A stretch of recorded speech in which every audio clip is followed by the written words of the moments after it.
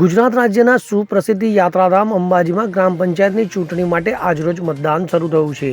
સવારે વરસાદી માહોલ હોવાથી વહેલી સવાર મતદાનમાં નિરસ્તા જોવા મળી આવી હતી, પરંતુ ત્યારબાદ વરસાદે વિરામ લેતા મતદારો મત આપવા માટે મતદાન કેન્દ્ર પર આવવા માંડ્યા હતા. તો અંબાજીમાં 8 વર્ષ બાદ ચૂંટણી થઈ રહી હોવાથી મતદારોમાં મત આપવાનો ઉત્સાહ દેખાઈ રહ્યો છે.